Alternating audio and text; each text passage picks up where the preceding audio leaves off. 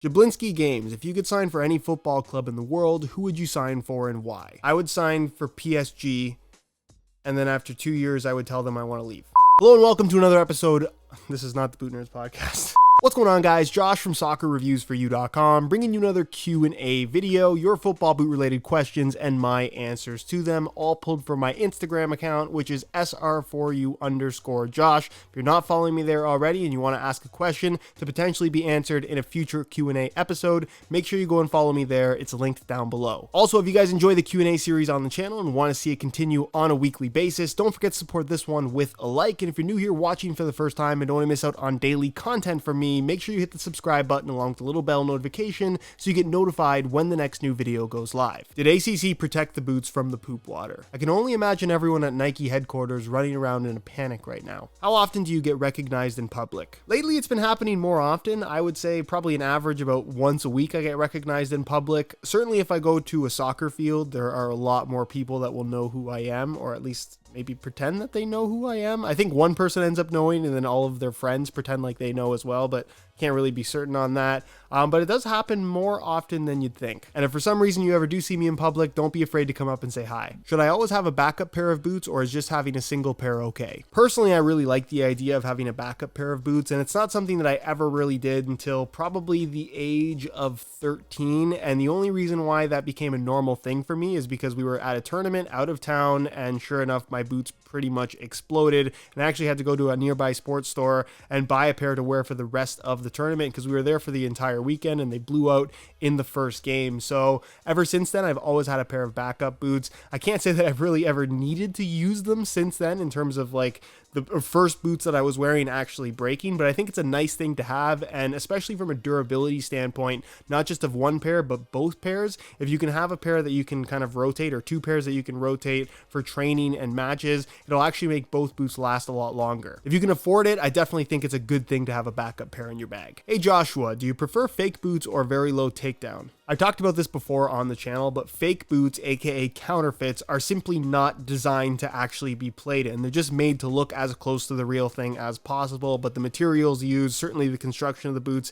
is pretty much as low quality as it gets. So not only will they fall apart typically very, very quickly, they're not going to be super comfortable, and admittedly, they're not necessarily going to be the safest thing for your feet and or joints based on the poor materials used. So if it's between an $80 fake boot and a low-end $80 football boot, you should definitely buy a low-end takedown model that's actually made by the brand, because while the quality might not be incredible versus the top-end variation, it's actually designed to be played in, and ultimately will be a lot better quality than a fake boot anyways. What will you do with the poo boots? So for those that don't know, and I'm pretty sure everyone knows at this point, my basement, aka the SR4U boot room, which is partially why I am located in a different spot today, was flooded with raw sewage, aka poo water, and it damaged a ton of football boots. At this point, they have come down and assessed the damage, at least on the football boots, and about a little over 400 pairs are going to be basically disposed of. And I made a video showing all of the damaged boots. If you haven't seen that, I'll leave a little pop-up on screen. And a lot of people observed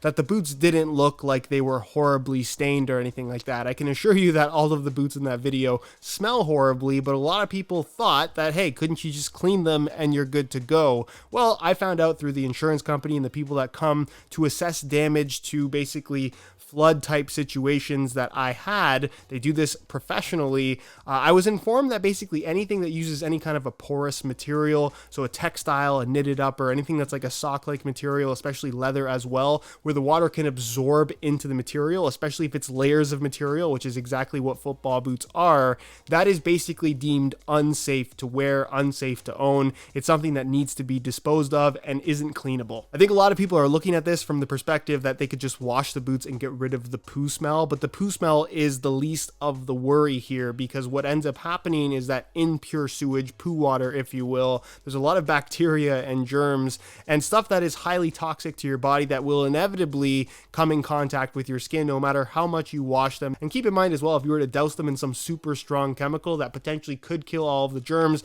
it would also damage the football boots, and again, that would be coming in contact with your skin at one point or another. So basically the way that this ends up working, because I do have insurance for all of this to get it replaced and or paid for, is that they take these boots that are now deemed unsafe, for anybody to have, including myself, even if I wanted to keep them, and they dispose of the boots. It's not something that's cleanable. It's not something that anybody should have. It's basically like buying a pair of football boots if I were to sell these for really cheap, like everyone is suggesting, and taking a chance on actually catching a disease, which I don't think anybody wants. What do you suggest Nike does to improve ACC or make it a more noticeable feature? I think it's a stretch at this point to say that ACC is a noticeable feature, but I guess if they were to improve it, they would actually have to make a certain material or a certain texture to the football boot that would be proprietary to football boots that have ACC. Because as I've pointed out many times on this channel before, every single boot that with ACC seems to have a different type of touch on the ball in dry as well as wet conditions. At least when you're talking about friction, they all have different finishes,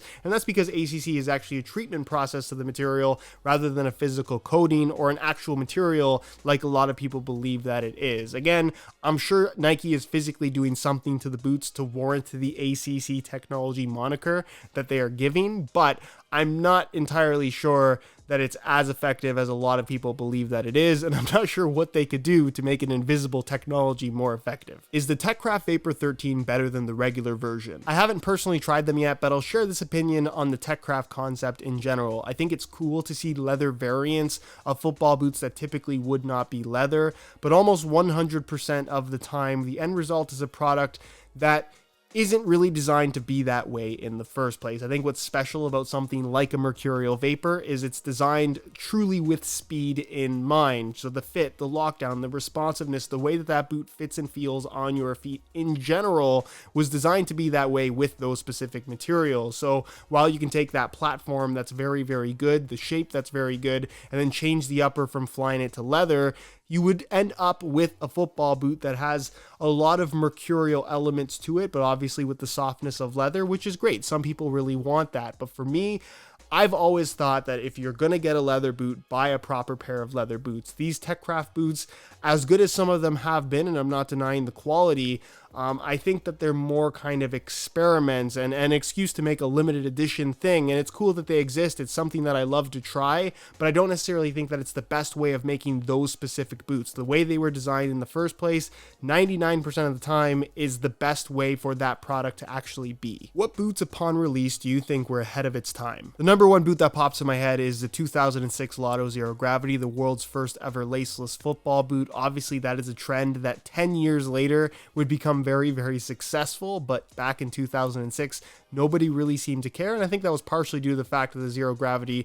was the most expensive football boot on the market from a brand like Lotto, which was still popular at that time, but they'd have a hard time selling boots at that price versus brands like Nike and Adidas. I would also kind of make the argument that the Predator Addy Power from Adidas was maybe a little bit ahead of its time, because I think what that boot was really a great modern interpretation of a power boot, a style of football boot that has more or less gone away. And when I look at something like the Addy Power Predator versus something like the Nike Phantom Venom, which is kind of their interpretation of a modern power boot, and really the only modern power boot on the market right now, I think that the Addy Power, while a very different football boot, actually does a much better job of actually being a pair of power boots while also being low profile, relatively lightweight, and giving you all of the things that you expect from a modern pair of football boots, which is really where power boots in general were falling behind. They were a little bit too heavy and a little bit too bulky, but the Addy Power gave you all of those signature power boot elements, but still incorporated everything that was great about speed boots and lightweight boots that were super popular at that time. The Addy Power ultimately, I don't think, can be looked back on as a failure, but I definitely think if that boot were to come out right now, it would probably do better now than it did back then. Do you think that the place where the boots are produced may affect them, like being made in Italy, Bosnia, Vietnam, etc.? In general, I would say no, because Nike's top-end boots, as an example, some are made in Italy, some are made in Bosnia, some are made in China, and some are made in Vietnam. It kind of just all depends. With Adidas, they're typically all made in China or Vietnam. Obviously, the Copa Mundial is made in Germany. And I would say in general, if they're not promoting the fact that this specific boot is made in this specific place because of the quality of this specific place and the factory that we have for the construction process, like a made in Japan Mizuno product as an example, the fact that they're made in Japan is actually a selling feature because of the way that they're put together and the materials used. I don't think that it matters. I have had top end Nike products as an example made in all kinds of different places, and I can honestly not tell a serious difference between using any of them, and that's mainly because they're all using the same materials and they're being put together using pretty much the exact same machine. So from a quality perspective, I don't think that it matters. What technology did you see on shoes from other sports that were intriguing but were bad on football shoes? The very first thing that pops in my head is the utilization of Boost as the insole as well as an insert on the sole plate on the A17 Plus Pure Control as well as the Predator 18 and 19 Plus. It sounds like a really good idea, and if you've ever had a pair of Boost sneakers, whether it's Ultra Boost or whatever it might be, Boost has a very particular feel to it, and I think it feels really, really good, especially on a running shoe, especially if you want a really heavy cushion. Obviously, a heavy or significant amount of cushion in a pair of football boot insoles is not something that really gets done all that often. I think Under Armour has done it really well a couple of times, definitely not doing that anymore though, and I thought that a Boost insole sounded like a really good idea, but the end result is an insole that just feels like regular insoles. In fact, I regularly get asked as a question if I think it'd be a good idea for Adidas to put Boost in a pair of football boots. It has existed for several years now, but it's such a minor thing that even Adidas themselves have realized that, hey, we probably shouldn't promote this because nobody seems to care, mainly because it doesn't actually feel that great. And the reason for that is not because Boost is a bad technology, but because the Boost material itself is so thin when implemented in a football boot that it might as well just be regular foam. Hey Jack, what's your favorite non-knitted boot? So not including anything with a knitted upper or a mesh-based synthetic, which is pretty much 90% of the football boots out there right now, I would say my favorite non-knitted football boot at the moment, the new X99.1 is a really solid pair of football boots, and yeah, they're expensive, it's limited edition, but there are more expensive boots out there that aren't limited, and I think that if you're into that classic speed boot type vibe,